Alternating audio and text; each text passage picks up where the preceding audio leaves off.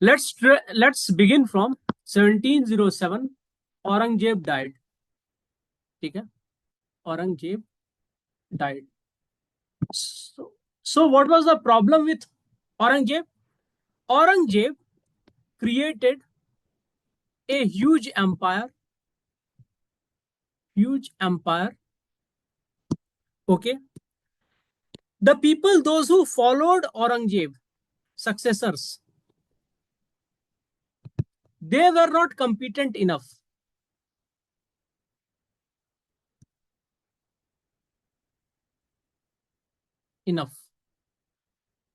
Okay, to rule that vast territory. So what actually happened? This is your Suleiman range, Kirthar range, Himalayan range, Delta of Ganga, Ganges, Gujarat, till Deccan Plateau. Aurangzeb has everything under grip. But with his rise, there is a subsequent rise of Marathas.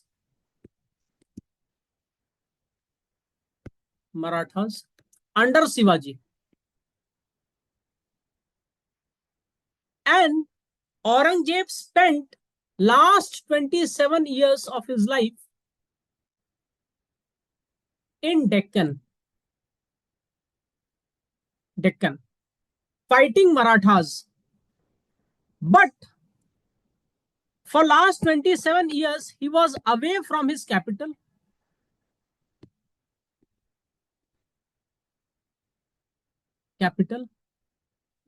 Because of that, what actually happened was that the Rajputs,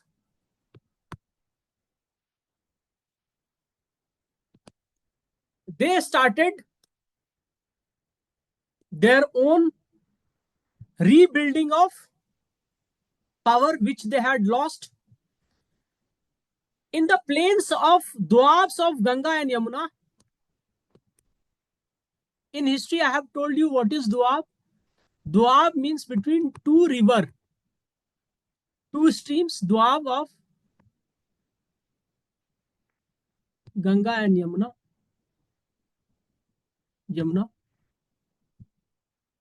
There were rise of Rohilla Pathans.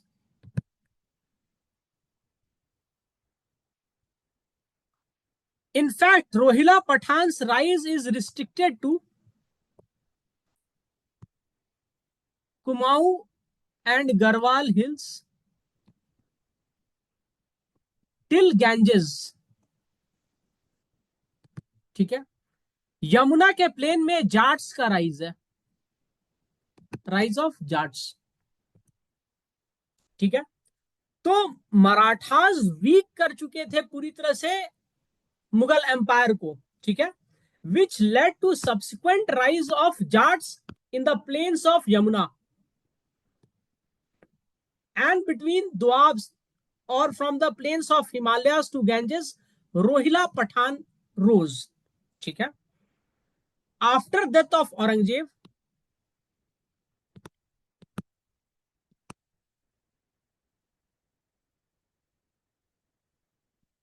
there was war of succession.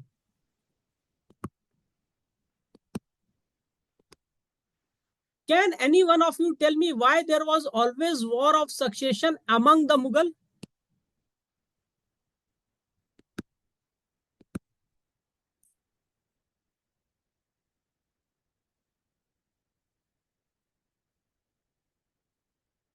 Can any one of you tell me that? Why there was always war of succession among the Mughal?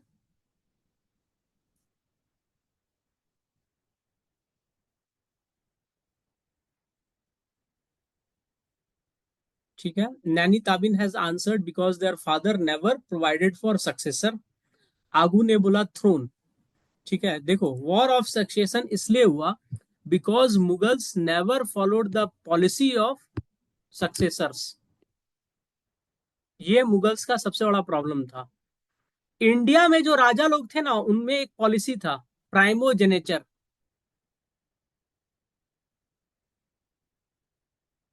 That means the king will be succeeded by eldest सन।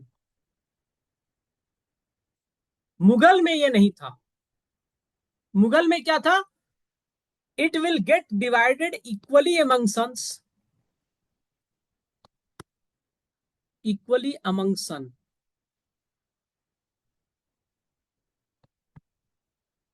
ठीक है। तो अब कोई भी राजा होगा, क्या वो अपना राज किसी के साथ शेयर करना चाहेगा? मिस्टर आगू, कैन यू टेल मी, अगर कोई राजा होगा तो अपना क्या राज किसी के साथ शेयर करना चाहेगा? Naturally never. Never. And that's the reason there was war of succession. So war of succession was not because of throne. The war of succession was because of absence of successor. ठीक है। तो आप जो throne answer कर दिए वो आपका immature answer है, उसको यूपीएससी काट के रख देगा। ठीक है, you will not get, you will not be awarded marks for it. Definitely there will be fight for throne. Why the fight for throne is the question. ठीक है। बाबर,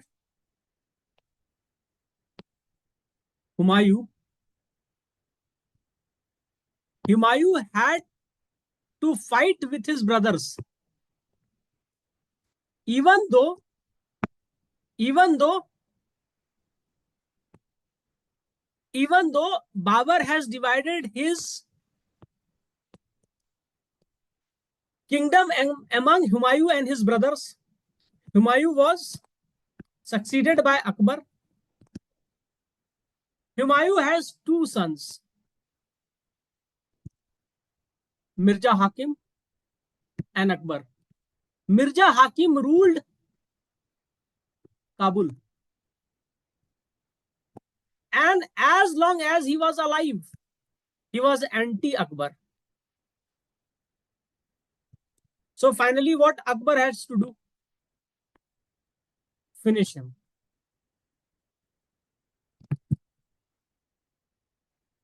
ठीक है।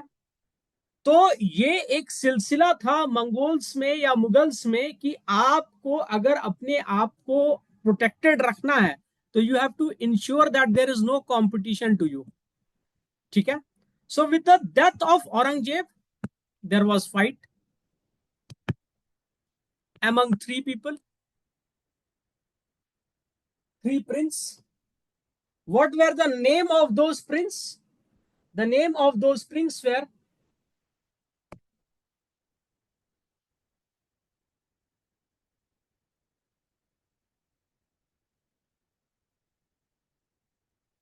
देखो आगू, जब मैं सिलेबस बता रहा हूं ना, आप सिलेबस समझिए।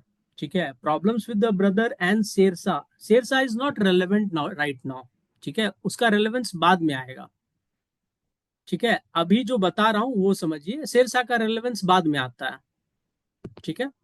Sher Shah has very big relevance, पर उसका रेलेवेंस यहां नहीं है। ठीक है। So Aurangzeb was succeeded by, had three sons. Okay. तो पहले का नाम था आपका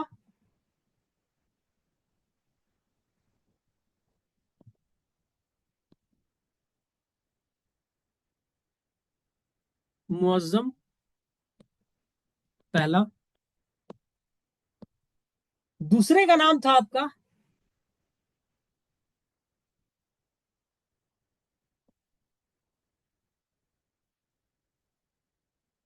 मोहम्मद आजम।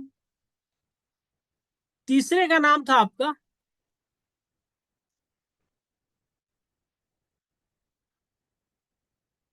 कम बख्श। ठीक है। देखिए, आप लोग से एक रिक्वेस्ट है मेरा। ठीक है। रिक्वेस्ट ये है, या तो एनसीईआरटी पढ़िए,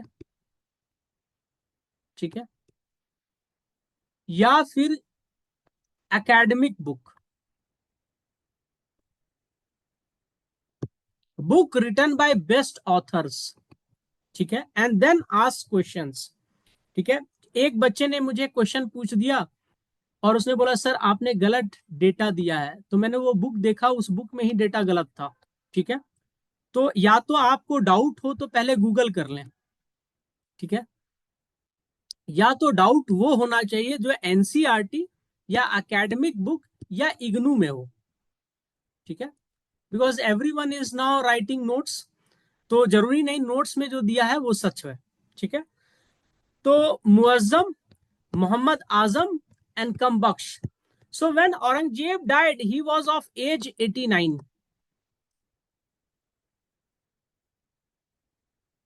So his son Muazzam was the eldest son. He was able to defeat Muhammad Azam and Kambaksh. ठीक है, he was able to defeat, ठीक है. So after defeating, he became king and took the title of Bahadur Shah one. ठीक है. So when did he became the king? 1707 he became the king. ठीक है, यहां तक समझ में आया सबको? He became the king in 1707. ठीक है.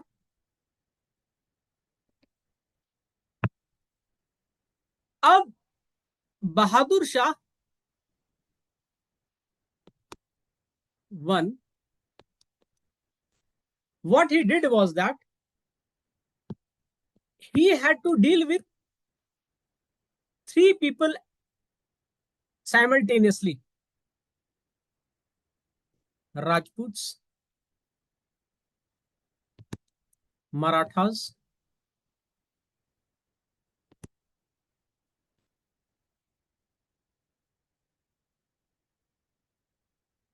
Jats,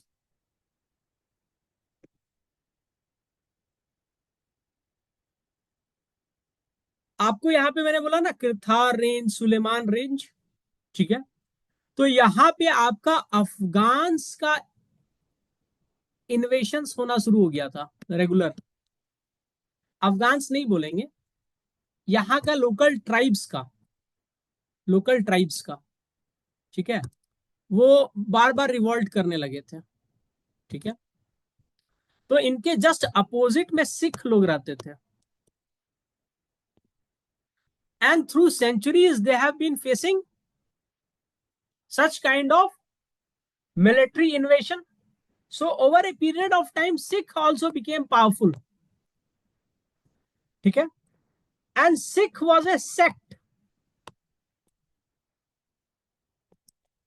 रिलीजन बोल लीजिए, सेक्ट नहीं बोलूंगा, रिलीजन, ठीक है। अब क्या हुआ, औरंगजेब के समय आते आते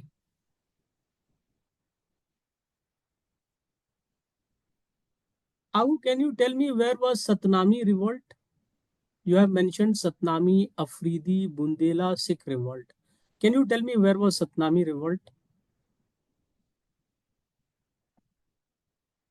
देखो यार, मुझे पढ़ा लेने दो, आई एम श्योर मैं आपका सिलेबस बहुत अच्छे से कंप्लीट कर दूंगा। ये आप नोट से जो ले रहे हैं ना, आपको आइडिया नहीं पता चलेगा, ठीक है।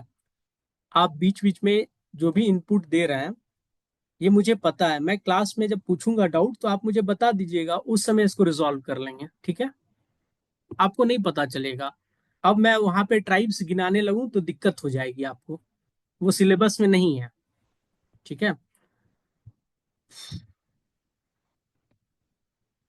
तो जाट्स के अलावा इसको कहां से किससे डील करना पड़ा? सिख से, ठीक है। इसके अलावा जो मुगल नोबैलिटी थी वो डिवाइडेड थी, Mughal nobility was divided. It was divided among Persians, also known as Iranians,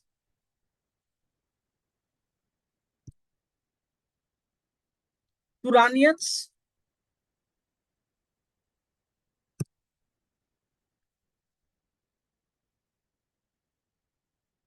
Turk slash Turk, Afghans and fourth Hindustani मुसलमान.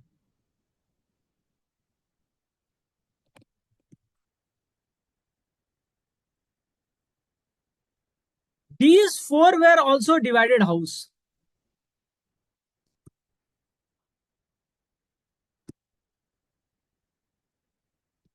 देखो एक बात याद रखना, जब भी किंग वीक होगा ना, तो जितने भी उसके अगल बगल में काउंसिल ऑफ मिनिस्टर होंगे वो डोमिनेट करने का कोशिश करेंगे. Why they will want to dominate? They will want to dominate because they also want to become king in future. ठीक है. बट 1526 से लेकर के 1707 ऑलमोस्ट 200 ईयर्स मुगल रूल. ठीक है. तो 200 ईयर्स का अनब्रेकेबल, ऑलमोस्ट अनब्रेकेबल. कोई फिर मैसेज करेगा शेरशाह सूरी. ठीक है, तो अनब्रेकेबल ही मान के चलेंगे. ठीक है. एक लेगेसी क्रिएट हो जाती है, वो लेगेसी बहुत स्ट्रांग होती है, उसको पब्लिक एक्सेप्टेंस मिलता है.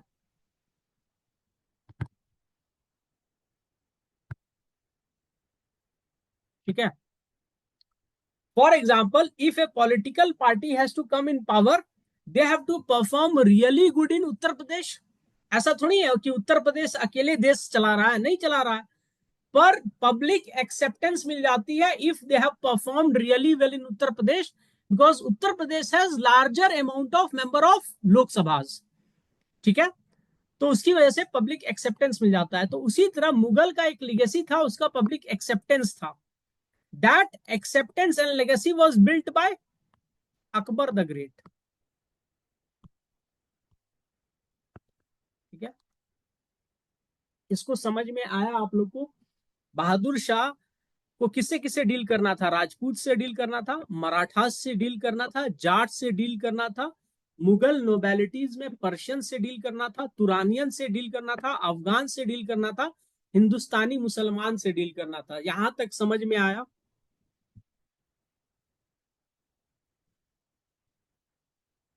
देखो, few of you might have done MA in your history. आपको उतना हिस्ट्री नहीं चाहिए. ठीक है. आपको जेनरिक हिस्ट्री चाहिए जो आपके सिलेबस का हिस्सा है.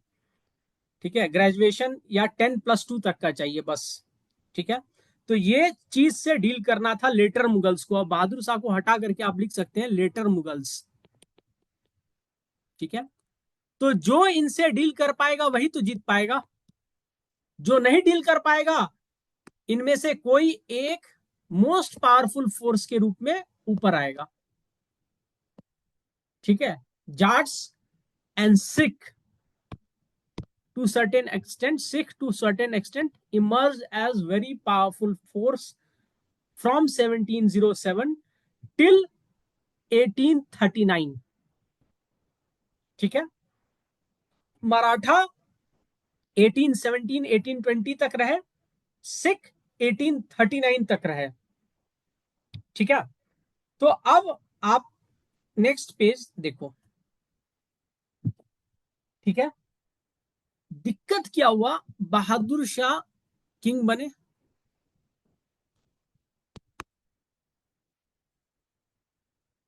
One became king. He immediately released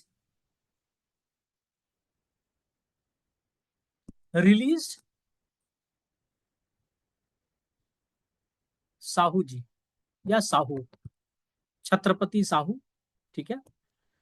अब आपको थोड़ा सा मुझे मराठा हिस्ट्री बताना होगा. ठीक है. तो मराठा हिस्ट्री में आपको पता होना चाहिए कि शिवाजी कब आए. ठीक है. तो शिवाजी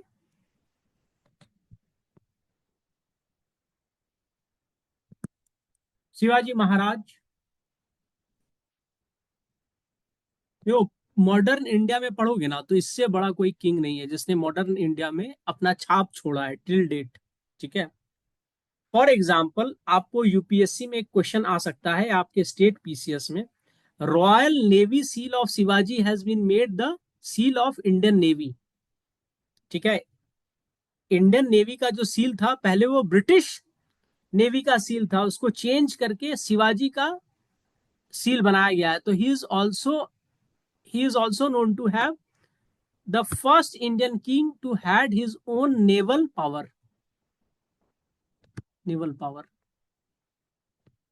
ठीक है, he is also known as father of Indian navy.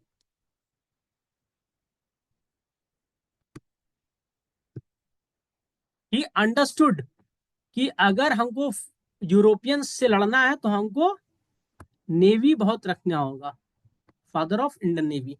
ठीक है, तो शिवाजी महाराज का जन्म होता है 1627 में। ठीक है, where in a fort call Shivneri.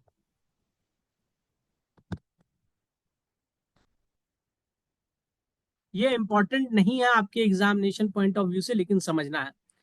Shivaji जब 17 साल के होते हैं तो उनके अंदर 3 फोर्ट आ जाता है, 3 फोर्ट्स। ठीक है, when he dies he has around 3600 forts under him. तो सोच लो कितना बड़ा उन्होंने चेंज लाया होगा। ठीक है, तो शिवाजी 1627 ही वॉज बॉर्न। ठीक है, he assumed the title of Chhatrapati and was accepted as an independent king by all. King by all in 1674. He was accepted that yes, you are an independent king in 1674. ठीक है, इनका death हो जाता है आपका 1680 में। ठीक है, इनके डेथ के बाद इनका बेटा होता है, एक बेटा होता है संभाजी और एक बेटा होता है राजा राम। ठीक है, तो इनके डेथ के बाद कौन किंग बनेगा? छत्रपति। छत्रपति का मतलब होता है someone under whose umbrella everyone is protected. छत्र मतलब अम्ब्रेला से, under me you get protection. ठीक है, तो सांभाजी को मुगल्स जो होते हैं बाय ट्रेचरी,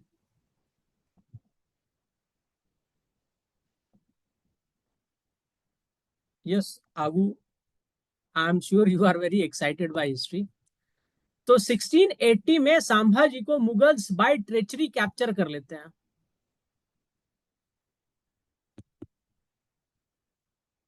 कैप्चर हिम,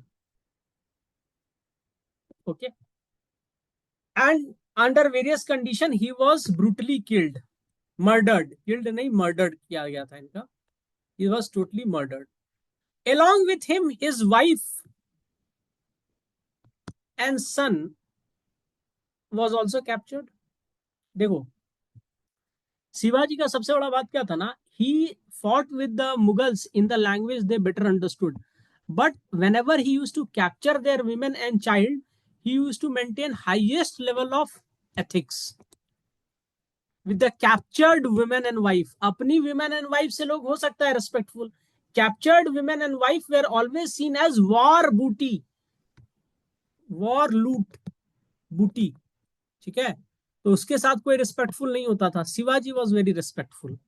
तो जब इसके बच्चे और वाइफ को कैप्चर किया गया तो तब तक शिवाजी ने ये लेगेसी बिल्डअप कर दी थी among the Mughals also, that he was very respectful. So his wife and son were respectively kept by the Aurangzeb. Aurangzeb में ने कैप्टिविटी में रखा। ठीक है, और साहू जी जो थे, उनका जो संभाजी उनका बेटा था साहू। ठीक है, he became very close to the wife of Aurangzeb. Wife of Aurangzeb से वो बहुत क्लोज हो गया। ठीक है, as a son, don't take it otherwise, as a son, ठीक है। He became very close to the wife of Aurangzeb as a son, ठीक है। So when he was kept in captivity, he was trained as a Prince,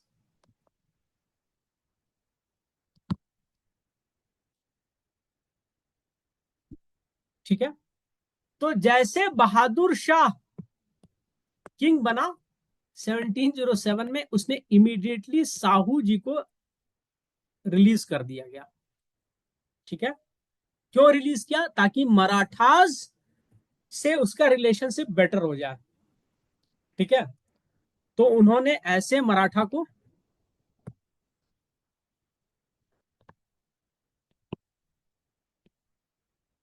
उन्होंने वापस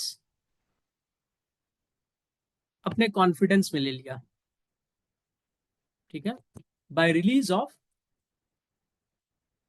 साहू जी, ठीक है। दूसरा क्या है, जब अकबर थे ना, तो उन्होंने एक चीज डेवलप्ड किया था, ठीक है, टू रूल इंडिया, ठीक है। He has developed a formula to rule India, और he has created a bureaucracy to rule India. That formula और bureaucracy to rule India was known as Mansabdari system,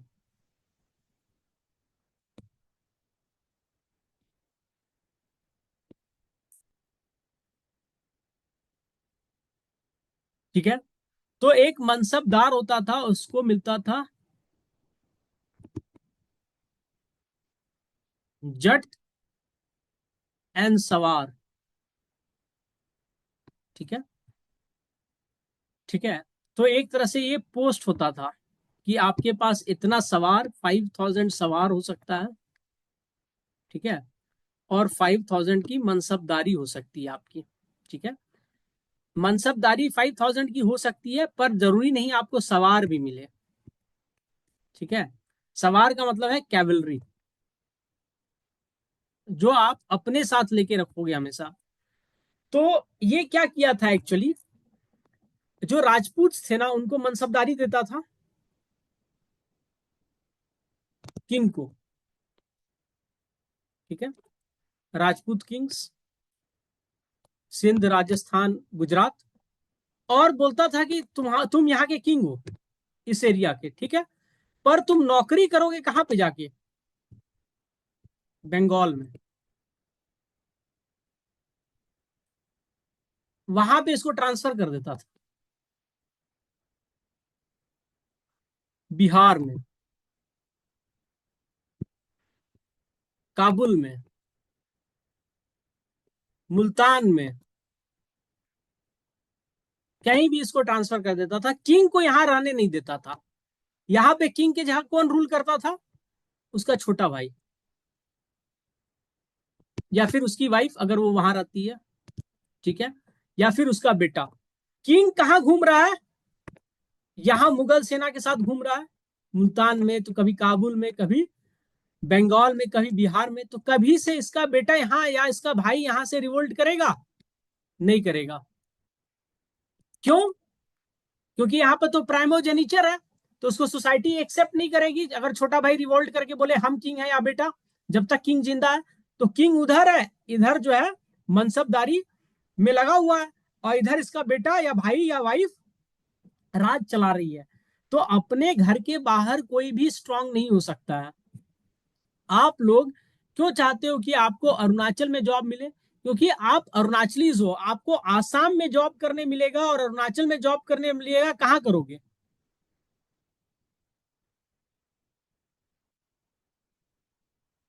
आप अरुणाचल में करना चाहोगे? तो राजपूत किंग सिर्फ नाम का किंग रहता था, काम बाहर कर रहा है। तो अगेन बहादुर शाह वन ने क्या कहा, उनको अपना स्टेट दे दिया कि भाई तुम स्टेट लो और शांत रहो, ठीक है। जाट्स, अब जाट्स के पास आते हैं। जाट्स का पहला लीडर थे चुरामन। ये सब औरंगजेब के समय का टाइम से है, चुरामन, उसके बाद बदन Singh,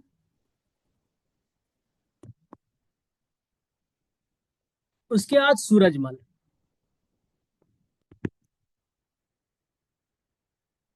He is known as the greatest of Jat ruler.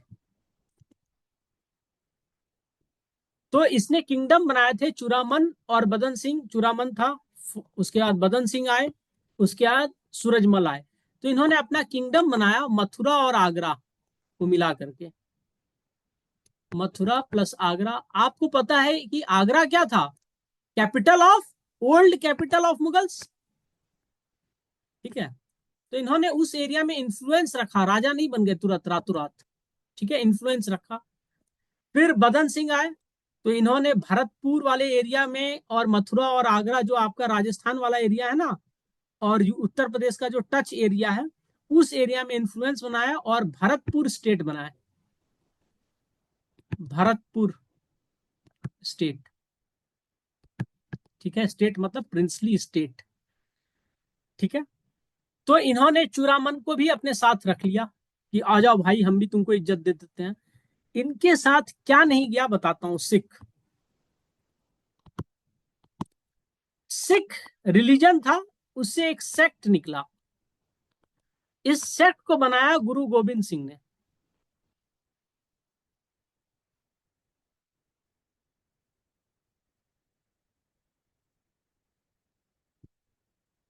The last Guru of Sikh. इसके बाद कौन है लास्ट गुरु सिख के? गुरु ग्रंथ साहब। गुरु ग्रंथ साहब बुक है। ठीक है, इसीलिए उनका नाम गुरु ग्रंथ पड़ा, क्योंकि अब कोई गुरु नहीं है, उसी ग्रंथ बुक को पढ़ करके वही गुरु का रोल निभाएगा। जो बुक है वही गुरु है। लास्ट गुरु है गुरु गोविंद सिंह, उसके बाद गुरु ग्रंथ साहिब।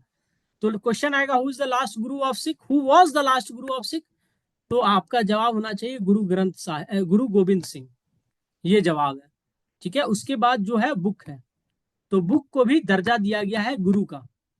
ठीक है, तो गुरु ग्रंथ साहब हो गया। तो इस समय गुरु गोविंद सिंह क्या थे? एक तरह से ये पॉलिटिकल लीडर भी थे और स्पिरिचुअल लीडर भी थे। ही वॉज ए वॉरियर गुरु। तो इनको सक्सीड किया था एक मराठी आदमी, महाराष्ट्रियन। हिज नेम वॉज बंदा बहादुर।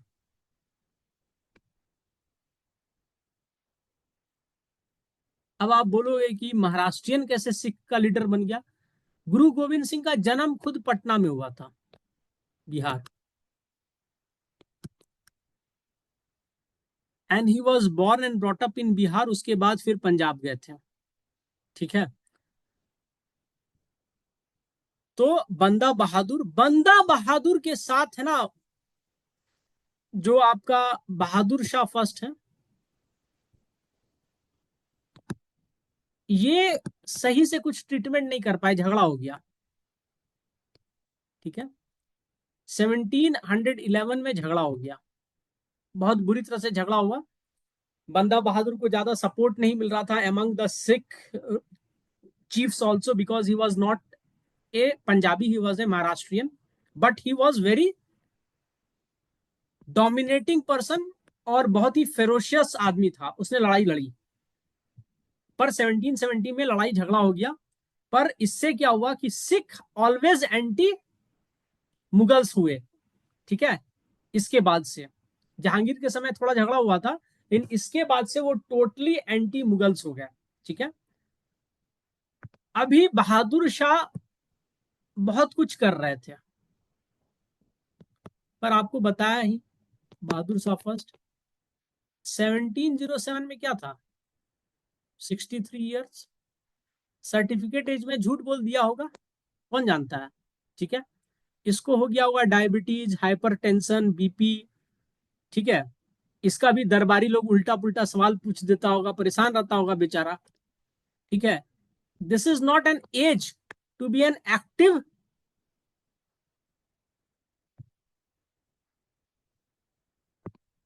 This is not an age to be an active king.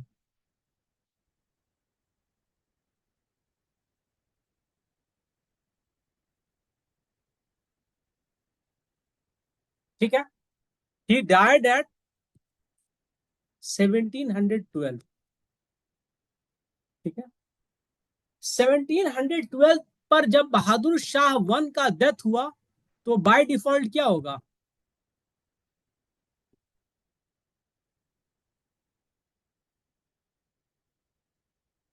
War of succession. ठीक है, यहां तक समझ में आया या नहीं आया?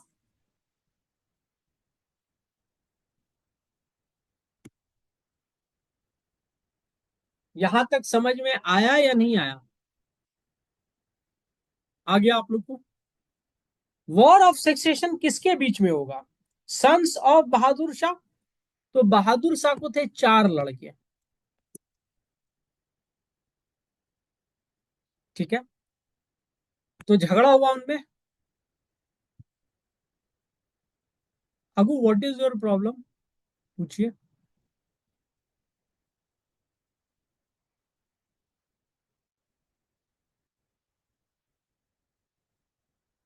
Kindly ask, speak it on microphone so can I can understand आपको क्या प्रॉब्लम हुआ अभी।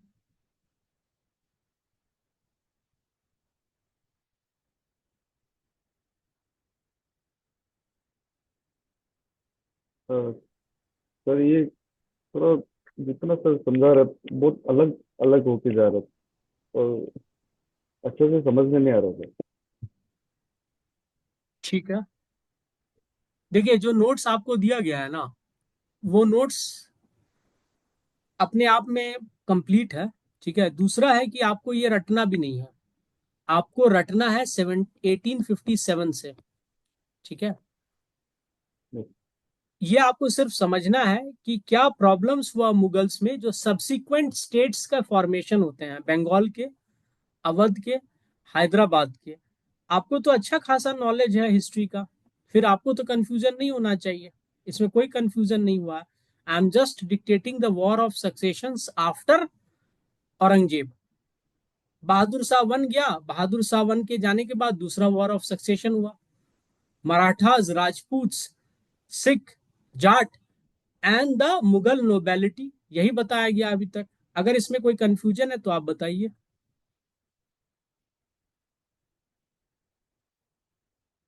ठीक है, अगर डाउट होगा तो बताते चलिएगा। ठीक है, डोंट राइट, आस्क। ठीक है, दैट इज बेटर। तो वॉर ऑफ सक्सेशन किस में होगा? सन ऑफ बहादुर शाह शाह में होगा। ठीक है, सन ऑफ बहादुर शाह में वॉर ऑफ सक्सेशन होगा। सो उसके चार लड़के थे। ठीक है, चार लड़के में जहानदार शाह पहला। ठीक है, अजीम उस शान दूसरा।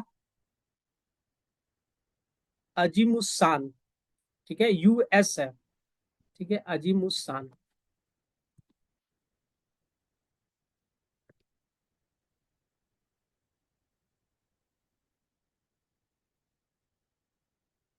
ठीक है, दूसरा अजीम उस शान। तीसरा है आपका रफी उसान। इस सब से कोई लेना देना नहीं है आपका। ठीक है, रफी उसान। जहान शाह चौथा। कोई लेना देना है ही नहीं आपको। ठीक है, ये सब सिर्फ बताने के लिए बताया जा रहा है। ठीक है, इसमें क्या होता है कि इसका जो पहला लड़का है ना, ये सक्सेसफुल हो जाता है। ये सबको हरा देता है, अजीम उसान को हरा देता है, रफी उसान को हरा देता है, और जहान शाह को हरा देता है। ठीक है, तो जहानदार शाह आफ्टर बहादुर शाह। लेटर मुगल में औरंगजेब के बाद बहादुर शाह, उसके बाद जहानदार शाह। ठीक है,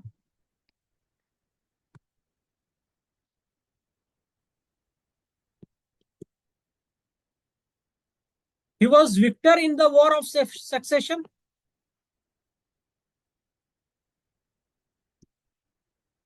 ठीक है, यहां पे इसको हेल्प मिला था एक मुगल नोबेल से, help, he was help by Mughal noble, nobleman, his name was Zulfiqar Khan.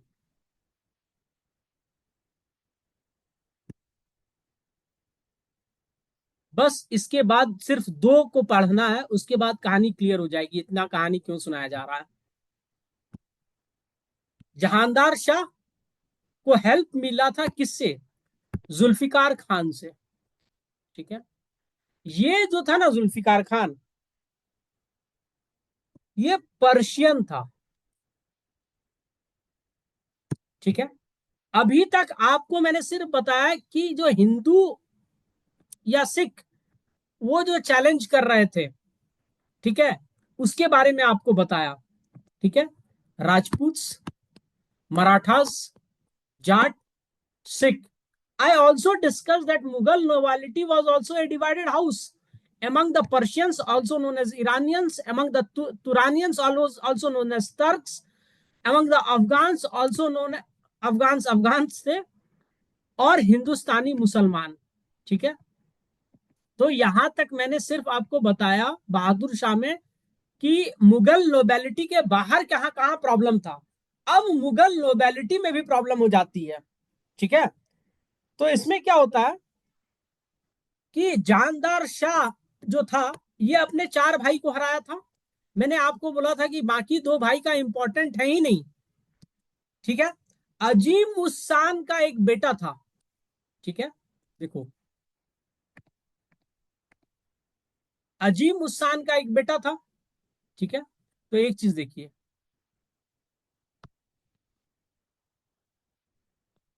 Aurangzeb, Aurangzeb को किसने किया? बहादुर शाह वन। बहादुर शाह के बाद कौन आया? जानदार शाह। किसको हराया? अजीम उस्सान।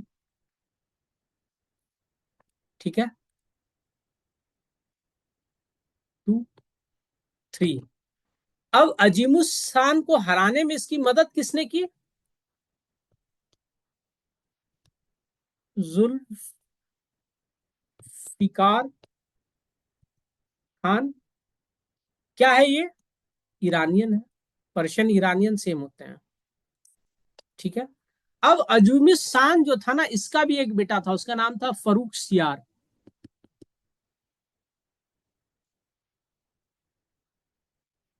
ठीक है, अब जब पर्शियंस जानदार शाह को मदद करेंगे, तो फरूक सियार को भी तो कोई मदद करेगा ना। तो इसको मदद किया सैयद ब्रदर्स।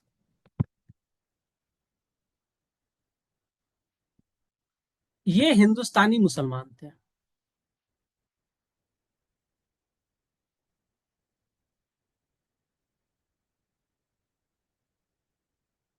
ठीक है, इसमें दो भाई थे,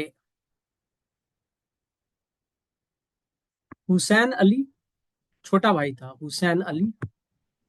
ठीक है, इसका भी नाम कुछ अली था, पर इसको टाइटल मिला था अब्दुल्ला खान का। ठीक है, दोनों अली ही थे। ठीक है, तो एक बार हिस्ट्री में और अली ब्रदर्स आते हैं, आप अपना दिमाग माथा मत खराब कर लेना। वो अली ब्रदर्स कब आता है? नॉन कॉपरेशन मूवमेंट में। यहां पर कौन है? यहाँ पे सैयद ब्रदर्स हैं। दोनों के नाम के पीछे अली है, टेंशन मत लीजिए, वो अलग अली है, ये अलग अली है। ठीक है, तो अब्दुल्ला खान, ठीक है, ये दोनों हिंदुस्तानी मुसलमान थे, ब्रदर्स थे। ये एल्डर ब्रदर था, ये यंगर ब्रदर था। तो इन्होंने क्या किया? इन्होंने फारूक शियार को बना दिया किंग, और इसको दिया मार।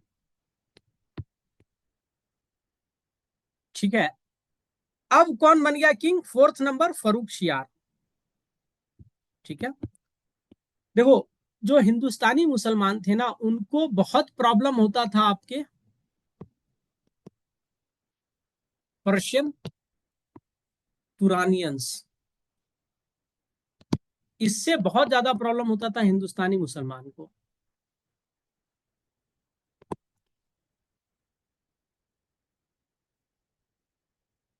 अगर मुस्लिम की हायरार्की देखेंगे इंडिया में तो सैयद सबसे ऊपर होते हैं, जैसे ब्राह्मण होते हैं उसी तरह सैयद होते हैं।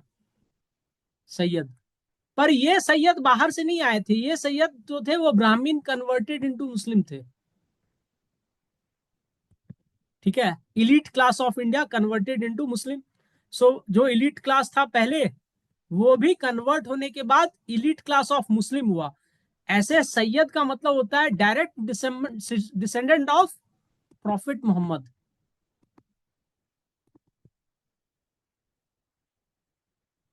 ठीक है। आप में से बहुत लोग क्रिश्चियन होंगे, है या नहीं है? आप में से बहुत लोग क्रिश्चियन होंगे, राइट? होंगे ना? तो क्या क्रिश्चियनिटी में डिफरेंस है कि कोई हिंदू होगा, कोई ब्राह्मण होगा, कोई क्षत्रिय होगा, कोई एससी होगा, कोई एसटी होगा? नहीं ना। लेकिन आप नागालैंड जाओगे तो अलग अलग ट्राइब का अलग अलग चर्च है। लोथा चर्च, सुमी चर्च। ठीक है। तो आपके यहां भी अलग अलग ट्राइब है। अगर क्रिश्चियन बन भी जाते हैं तो उनके लिए उनका ट्राइब इंपॉर्टेंट है या नहीं है? राइट। उसी तरह जब सैयद ब्रदर्स के फोर फादर्स मुस्लिम कन्वर्ट हुए तो उनके लिए क्या इंपॉर्टेंट था?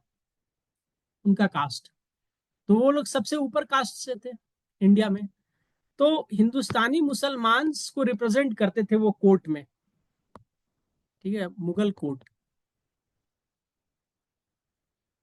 ठीक है। तो इनसे पर्शियंस को इशू था, तुरानियंस को इशू था, अफगान्स को उतना इशू नहीं था। ठीक है। क्योंकि इसको ज्यादा भाव नहीं मिलता था मुगल कोर्ट में, सबसे ज्यादा भाव इसको मिलता था और इसको मिलता था। ठीक है। तो हिंदुस्तानी मुसलमान का सबसे अच्छा रिलेशनशिप था इनके साथ, राजपूत के साथ, और हिंदूज के साथ, रेस्ट ऑफ हिंदूज। ठीक है। So they had very good relationship. So Zulfiqar Khan को हराना जरूरी था। जुल्फिकार खान किसके साइड था? जानदार खान की तरफ था। तो उसको हटा के फरूक शियार को लाया गया। फरूक शियार कब आते हैं?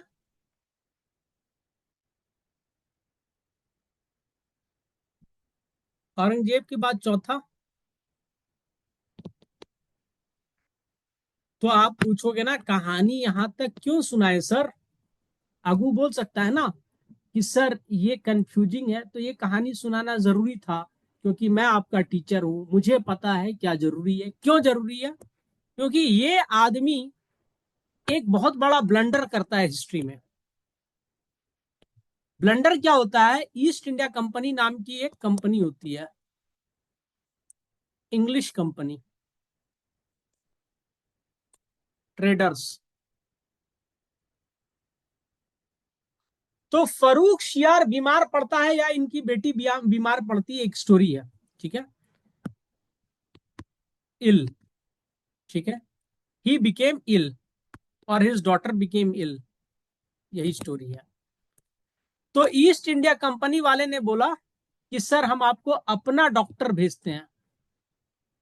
तो मेडिकल साइंस, इलोपैथी जो था वो नया नया आ रहा था।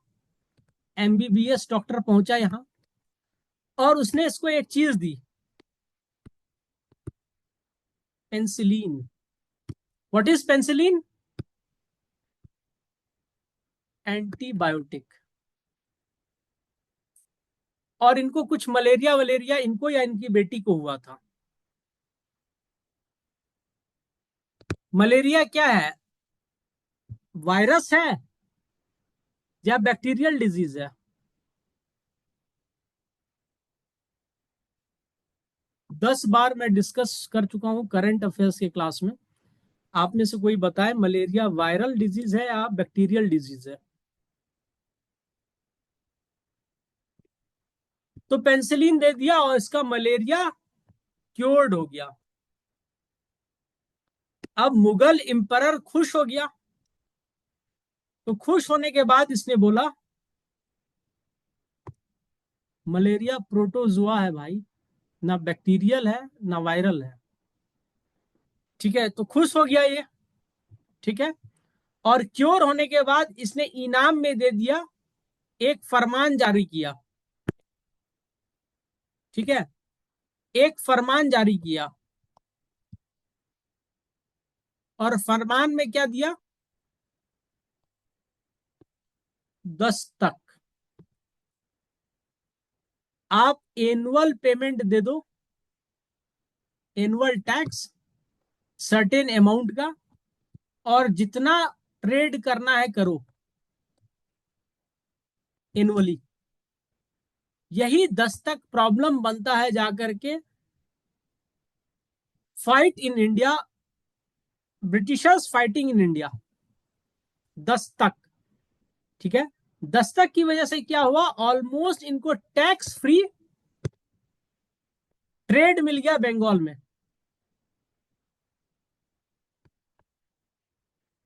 ठीक है, अब जब टैक्स फ्री ट्रेड मिला तो इन लोग ने क्या किया, फरूख सियार 1713 से लेके 1719 तक जिंदा रहते हैं। बाद में इसको सैयद ब्रदर्स मरवा देते हैं।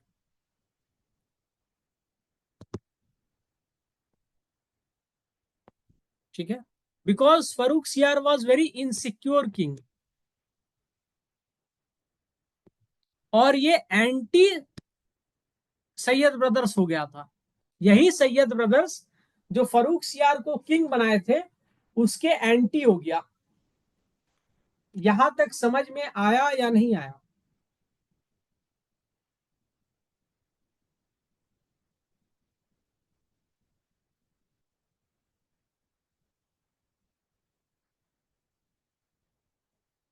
ठीक है, और 1719 में फरूख सियार को सैयद ब्रदर्स मार करके फिर नया किंग लाते हैं। उस किंग का नाम है मोहम्मद शाह, SHAH, मोहम्मद शाह। ये 18 साल का है, 18 year, and he is made the king of Hindustan. 18 साल का आदमी, उसको सारा पावर मिल गया, ये क्या काम करेगा, ये हो गया डूब गया, और इसको टाइटल मिला Rangila, Mohammad Shah Rangila. He was totally indulgent in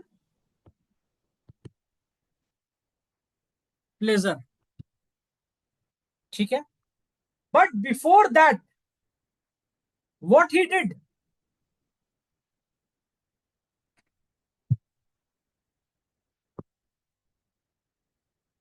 he got the Sayyid brothers killed by the help of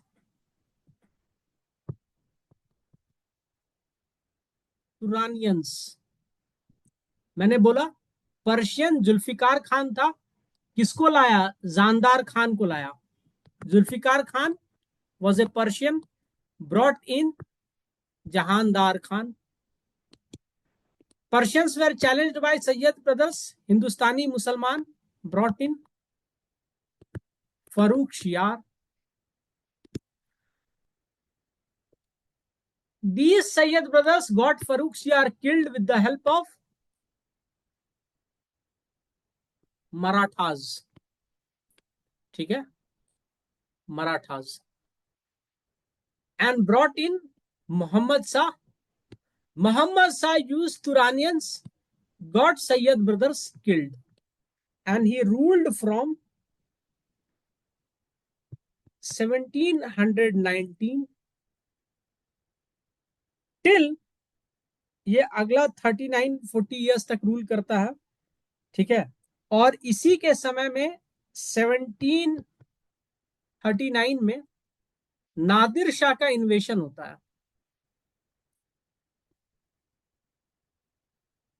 Nadir Shah, he was king of Iran. He attacks Delhi, loots Delhi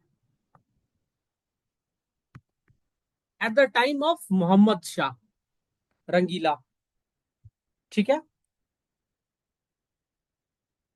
और जब नादिर शाह दिल्ली लूटता है तो इसको जिंदा छोड़ देता है, पर वो इसके किसी काम का नहीं बचता है ये, ठीक है। और ये रिप्लेस हो जाता है 1748 में,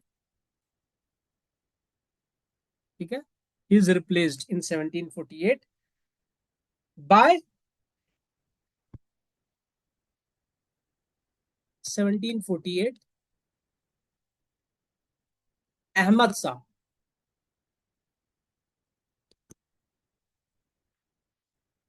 ठीक है। अहमद शाह 1748 से लेके 54 तक काम करता है, फिर ये भी रिप्लेस हो जाता है। अब आता है आलमगीर सेकंड, ठीक है। He is from 1754 to 59। Alamgir second important है, not because he is an important king, because there is an important event.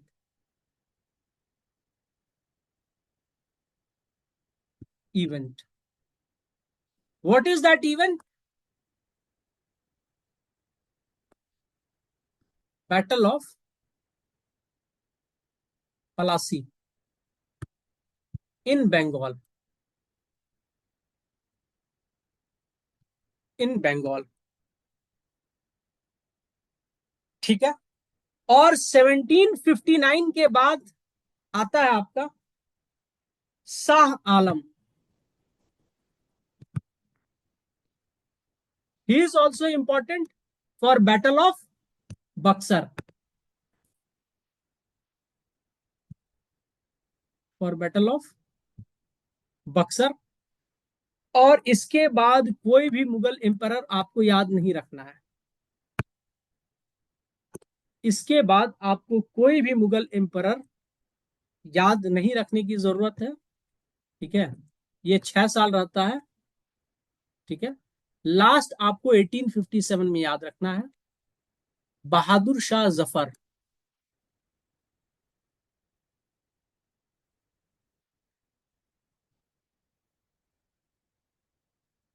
ठीक है। कहीं भी आपको मुगल एम्परर अब याद रखने की जरूरत नहीं है, इसको भी याद नहीं रखनी है, आपको सिर्फ याद रखना है आपको अहमद शाह रंगीला, सॉरी मोहम्मद शाह रंगीला जो पीछे था 1719 में, ठीक है। मोहम्मद शाह रंगीला, ठीक है, क्योंकि इसके समय में इन्वेशन होता है नादिर शाह का, ठीक है। उसके बाद आपको बस इसी दोनों को याद रखना है और किसी को याद नहीं रखना है, ठीक है।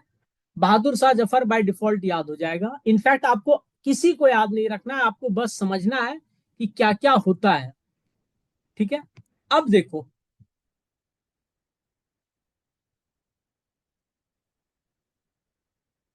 ये है फरूक सियार। फरूक सियार 1713 में 1719 तक, ठीक है। यहां पे लड़ाई चल रहा है पर्शियन जुल्फिकार खान सैयद ब्रदर्स, ठीक है, इनके बीच, ठीक है। मतलब मुगल नोबेलिटी अपने में फाइट कर रही है,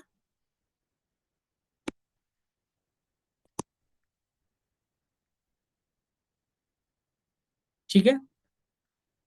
और आपका जो फरूक शियार है, ठीक है, ये भी, इसको भी बड़ा मजा आ रहा है अपने नोबेलिटी को फाइट होने देखते हुए। क्यों? He is feeling insecure. Insecure feel कर रहा है, ठीक है। तो इसकी नोबेलिटी में जो काबिल लोग होंगे, ठीक है, इसको कौन सक्सीड किया है? मोहम्मद शाह रंगीला, ठीक है। इसकी नोबेलिटी को, इसको सक्सीड किया है फरूख शियार को। तो यहां पे आपके आते हैं Turanians, they are against Sayyid brothers. तो यहां पे एक चीज तो क्लियर हो गया कि नोबेलिटी अपने में फाइट कर रही है। There is rise of Marathas, Jats, Rajput अपना चल रहा है उधर। तो यहां पे जो नोबेलिटी में तीन काबिल लोग होते हैं वो निकल जाते हैं। Saadat Khan, he creates his own independent empire known as Awadh, capital Lucknow. Murshid Quli Khan,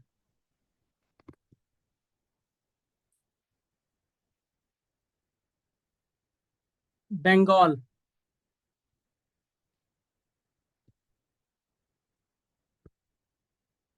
clinch मिल्क खान, हैदराबाद। बस यही समझने के लिए इतनी कहानी देखनी पड़ी थी, ठीक है। The emergence of these three independent state we need to know in order to know the fall of Mughals, fall of Mughals,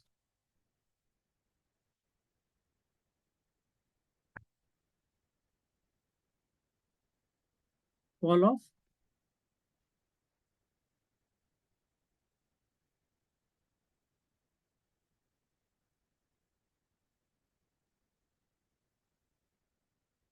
Mughals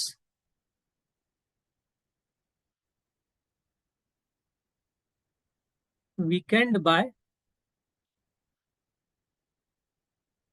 Marathas, rise of Oudh. आपको क्या क्वेश्चन आएगा मैं पहले बता दे रहा हूं। यहां से बंगाल,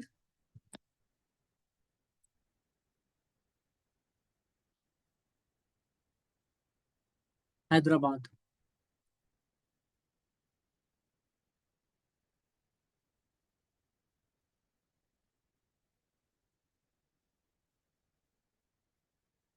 ठीक है। ये तीन स्टेट का राइज होता है। आपको क्वेश्चन क्या आएगा? अवध वॉज फाउंडेड बाय सादत खान। इनको टाइटल मिला बुरहान उल मुल्क, ठीक है। ये कहां पे है? कैपिटल लखनऊ। बंगाल, मुर्शिद कुली खान। अब मुझे बताएगा बंगाल का कैपिटल क्या था?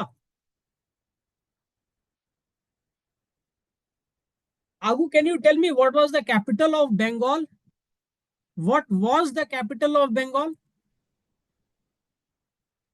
Listen to my question. What was the capital of Bengal?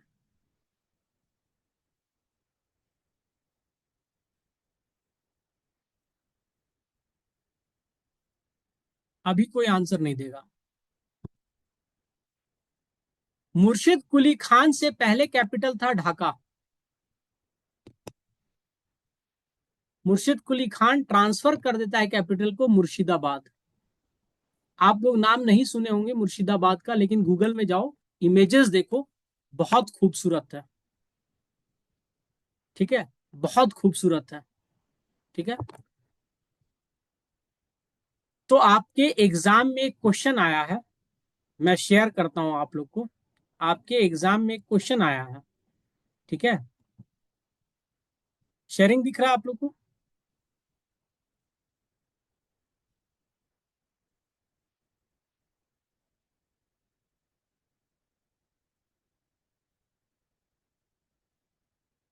ये आपके एग्जाम का क्वेश्चन है, मुझे देखने दीजिए।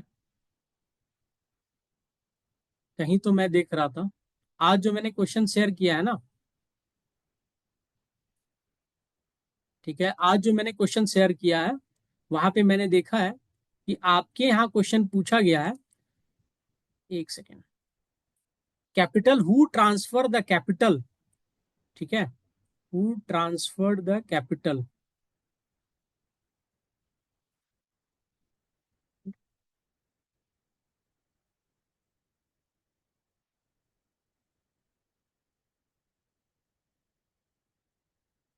क्वेश्चन दिखा आपको?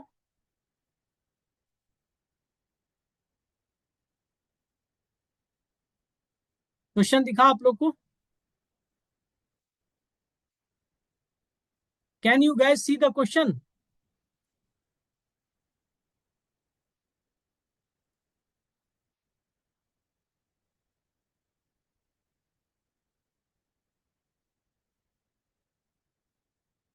क्वेश्चन नहीं दिख रहा आप लोग को? एक second.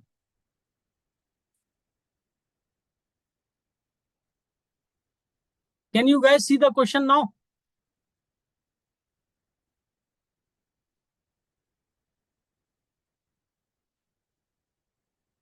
Kindly attempt this question, this question has come in your examination, इसीलिए मैंने इतना पढ़ाया। Attempt this question, all of you right an attempt.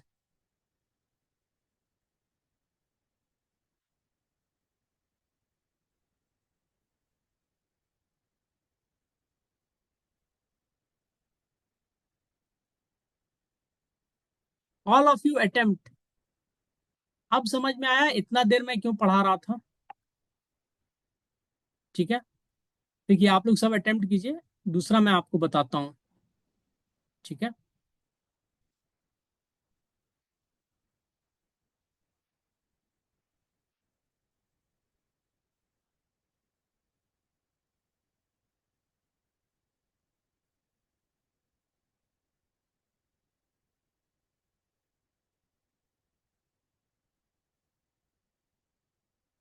ठीक है, a all of you have maintained,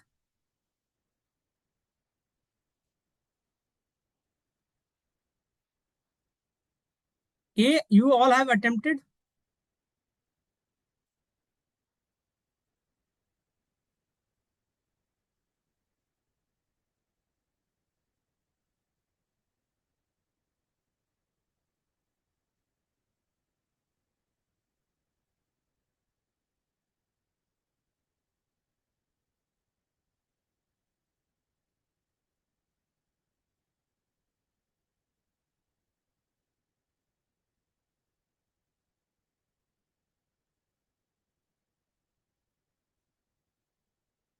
चलो,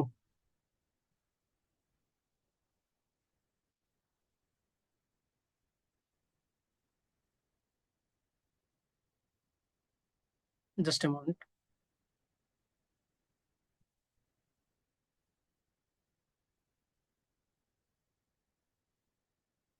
अरे भाई क्या प्रॉब्लम है इसका?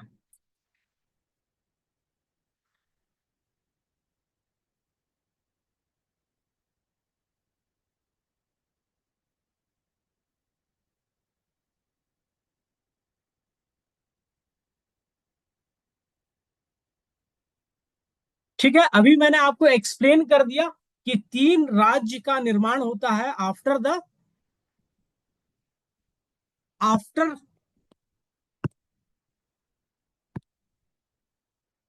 After the death of Aurangzeb, three new states are being created. I have spoken to you guys. And what are these states? These states are your,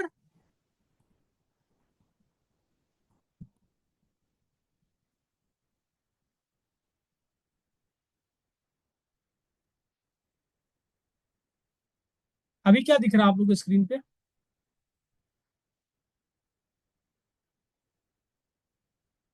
These three states are your Bengal, Hyderabad, and Awadh. ODH Aundh लिखा जाता है, उसको औध या अवध। तो आपसे question Bengal का पूछ लिया है, आपसे नेक्स्ट टाइम क्वेश्चन क्या पूछेगा, what is the capital of, what is the capital of Awadh, what was the capital of Awadh, Lucknow. या फिर अवध के फाउंडर कौन थे, सादत अली खान, सादत खान। ठीक है। What was the title he has received, Burhan ul Mulk. What was the title received by Hyderabad Nizams, Nizam ul मुल्क।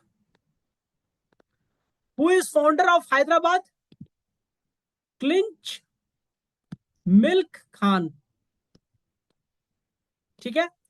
KLINICH, क्लिंच मिल्क खान, इसको QLINCH भी लिखते हैं। ठीक है। कहीं कहीं चिन्ह चिन्ह भी आ जाता है, कहीं कहीं क्लिंच मिल्क खान भी है। ठीक है। तो इसके दो तीन नाम है, तो ये नाम देख लीजिएगा। ठीक है। ये इंपॉर्टेंट है। इनको क्या टाइटल मिला था, इनको टाइटल मिला था आपका निजाम उल मुल्क। ठीक है। चिन्ह क्लिंच खान। ठीक है। इसको के भी लिख लेता है कभी कभी, क्लिंच मिल्क खान भी लिख देता है कहीं कहीं। ठीक है। तो ये रख लीजिएगा। दूसरा आपसे पूछ लेगा बंगाल का, तो बंगाल के मुर्शिद कुली खान। ठीक है। बंगाल का इससे पहले कैपिटल क्या था, ढाका, DACCA, ढाका। ठीक है। अब लिखा जाता है ढाका, पहले ये स्पेलिंग था। ठीक है। तो ये याद रखिएगा, आपको एग्जाम में पूछ सकता है। ठीक है। Done. So with this we'll close the class of today. Tomorrow we'll be completing about Marathas and Bengal. ठीक है। हम लोग कल क्या कंप्लीट करेंगे, मराठास को कंप्लीट करेंगे और बंगाल को कंप्लीट करेंगे। With this will complete Maratha and Bengal, Marathas and Bengal tomorrow. Day after tomorrow we will be covering, Nizam को नहीं है टाइम, लेकिन कर लेंगे निजाम कवर। ठीक है। और अवध कवर कर लेंगे। उसके बाद हम लोग सीधे आएंगे सिख में। सिख हो जाने के बाद हम लोग कवर करेंगे 1857। ठीक है। 1857 के बाद से लेके 1857 से लेके 1917 तक हमारा पूरा फोकस ब्रिटिशर्स के ऊपर रहेगा। ठीक है, ब्रिटिश एडमिनिस्ट्रेशन के ऊपर। उसके बाद हम लोग आएंगे आपका गांधी के ऊपर, गांधीयन मूवमेंट, और गांधीयन मूवमेंट के बाद इंडियाज इंडिपेंडेंस। ठीक है। इसी में सारे चीज कवर हो जाएंगे। ठीक है। इसमें ही आपके सारे चीज कवर हो जाते हैं। ठीक है। ये मैं अभी आपका रिकॉर्डिंग, इस क्लास की रिकॉर्डिंग मैं पहले लेक्चर के रूप में डाल देता हूं। ठीक है, आप इसको देख लें। ठीक है। इसी में आपका पूरा major portion of history cover हो जाएगा। इसके बाद हम लोग एंशिएंट हिस्ट्री, ठीक है, और मिडाइवल का भी सर्टेन सेक्शन जो इंपॉर्टेंट है कवर कर लेंगे। ठीक है। Any doubt students, you can tell me now, it is open for doubts now.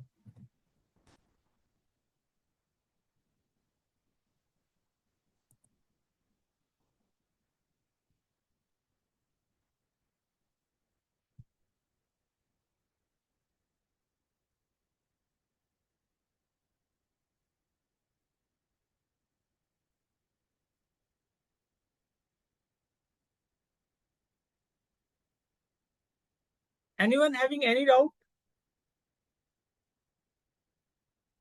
It is open for doubts now. You guys had so many doubts while I was writing.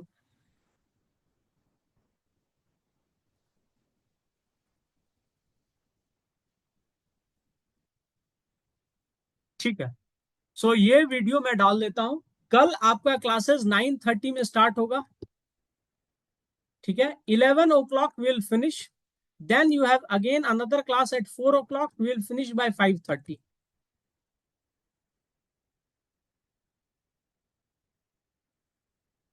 I have shared the documents with you. जिनका जिनका iPhone है उनका issue आ रहा है, बाकी लोग का document download कर लिया गया है। ठीक है, तो देखते हैं आईफोन वाले का 1-2 दिन में हो जाएगा। जो डॉक्यूमेंट में है उससे बाहर क्वेश्चन नहीं आएगा, अगर आएगा तो छोड़ देना। 100 क्वेश्चन में किसको 100 आउट ऑफ 100 बनाना है? पॉसिबल नहीं है, राइट। 100 आउट ऑफ आपका इफेक्टिव कितना करेक्ट होना चाहिए? 70 करेक्ट होना चाहिए। ठीक है, तो हो जाएगा। Will cover in syllabus around 90%, यही हो पाता है, इससे ज्यादा नहीं हो पाता है। ठीक है, बाकी आपको इंटेलिजेंट गेस मारना होगा, उसके लिए क्वेश्चन प्रैक्टिस करना होगा। दूसरा मैं आपको बताता हूं, मुझे स्टूडेंट स्क्रीनशॉट लेकर के क्वेश्चन पूछते हैं कि इसका आंसर क्या है। ठीक है, बहुत अच्छी बात है आप पूछते हैं, पर मैं कभी कभी देखता हूं उस स्क्रीनशॉट के पीछे कोई एफर्ट नहीं होता है।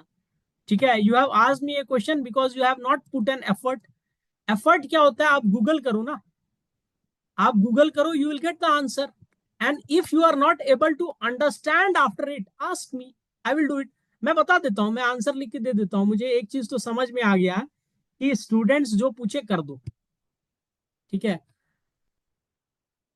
ये मैं समझ चुका हूं। दूसरा मैं समझाऊं कि कितना भी इंप्रूवमेंट का बोलोगे, जिनको करना होगा वही करेंगे, but as a teacher my expectation is that 100% हर कोई इंप्रूव करे। ठीक है, दैट्स ओके। आप मुझे स्क्रीनशॉट भेजोगे, मैं आंसर लिख के भेज दूंगा। आप एफर्ट लगा करके चेक करोगे कि क्या है, कैसे है, नहीं है, आप ज्यादा सीखोगे, तो मैं फिर वापस आपको आंसर भेजूंगा। ठीक है, अब मैं आपको दिखाता हूं previous year paper. 2 minute patience रखो। ये ऊपर जा रहे हो ना? ठीक है, ये ऊपर जाओ और आप इस क्वेश्चन पेपर को देखो। मैं आपको बताता हूं, इस ये कद्दू क्वेश्चन है, सारा का सारा NCERT class 11 history copy paste है, कुछ नहीं पूछा है other than that. Which one of the following culture is influenced by Harappan culture? From which of the following region earliest evidence of rice cultivation has come? पहला chapter है। ठीक है, आप में से कोई अचानक पूछ सकता है इसका आंसर क्या है, दैट मीन्स आप गूगल भी नहीं करना चाह रहे हो अभी। ठीक है, दूसरा देखो,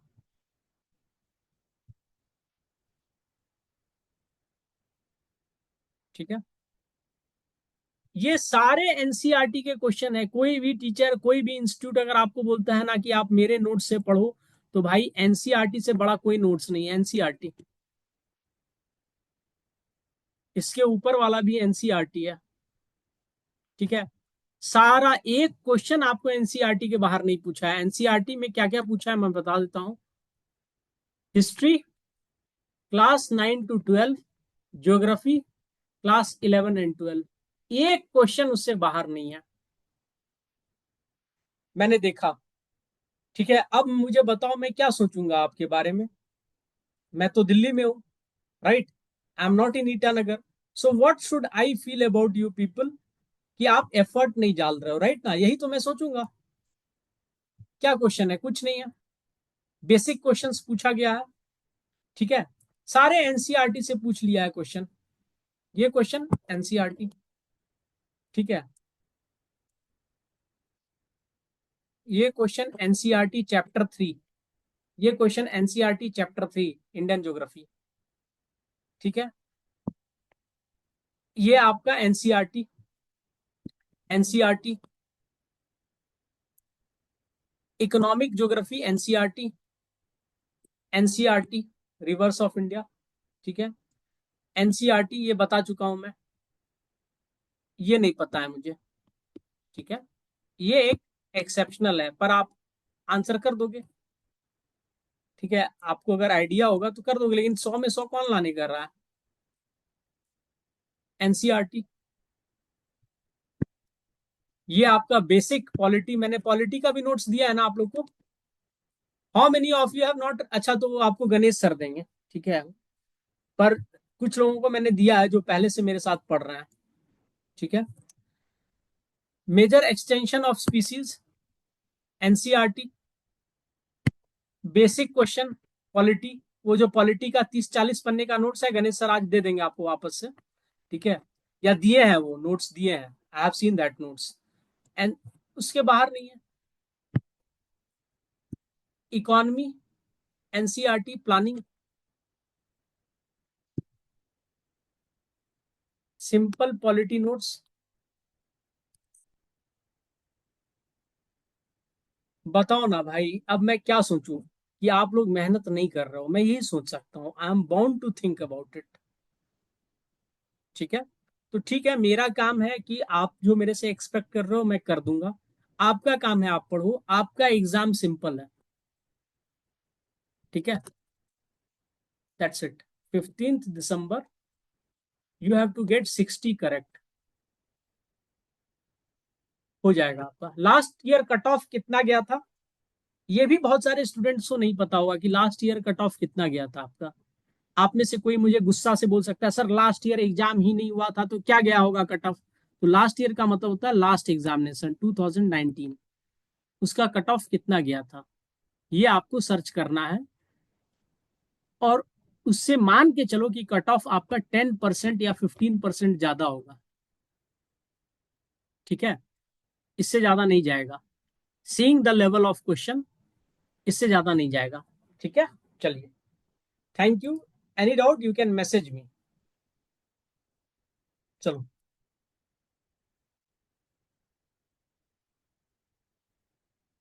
let's end the class now.